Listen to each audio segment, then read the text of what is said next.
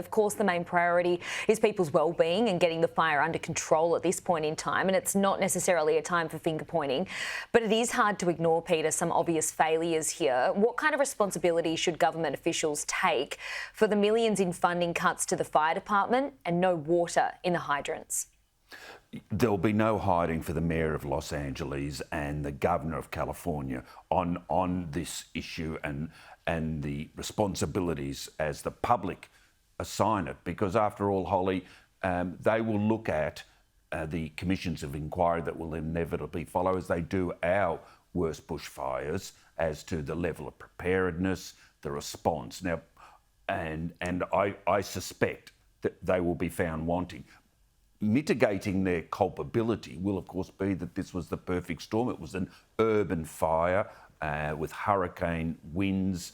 But the fact is the fire hydrants did not provide sufficient, or in many cases, no water. And that is very symbolic of an incompetent maladministration.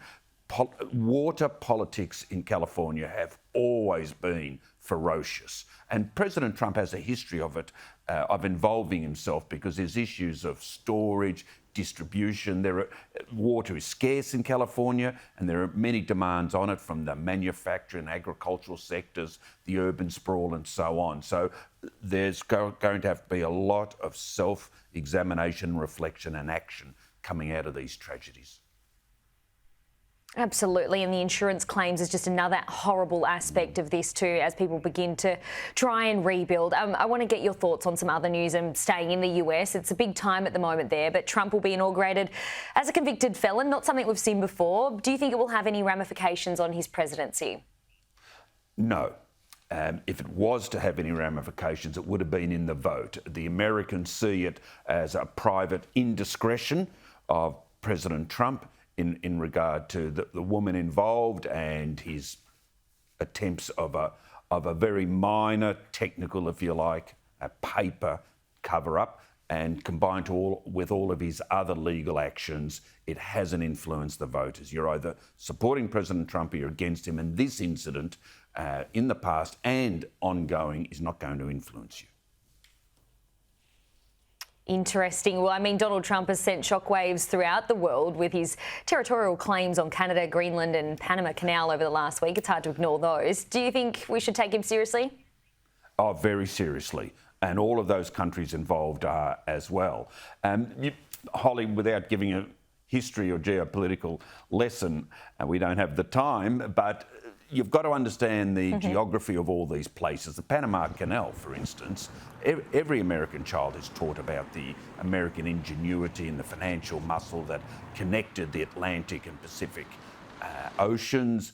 Greenland, America's had a military presence there and base and naval facilities since the Second World War, and that's become very important with the melting of the polo caps, that there's increased shipping there. Canada, well, Canada's been a stand-up comics dream for decades and made light of by many comedians. But there's two states in Canada, Alberta and Saskatchewan, who actually have expressed interest in becoming part of America. So there's a history there. Trump's putting it all in the mix. We'll see where it falls out, but he's projecting American power, and that's what the Americans expect of him and want him to do. He is laying down the law that the Americans have vital economic and security and defence interests and won't be pushed around, and will stand up to Russia and China as a consequence. Peter, we do have to wrap things up, but I want to lastly get your thoughts on something really important today. Back home, Josh Frydenberg has said that anti-Semitism will be a focus of the upcoming election. Of course, we've seen Labor in its unofficial pre-election campaign blitz over the last week. A vote here on cohesion, Mr Frydenberg claims here. Do you agree with that? And which party will be best suited to keep the Jewish community safe?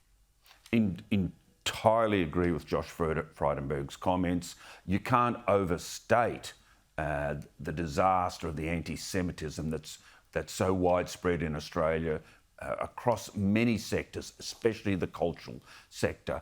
And we have to take a stand, and a principled one at that, and stare down the anti-Semitics.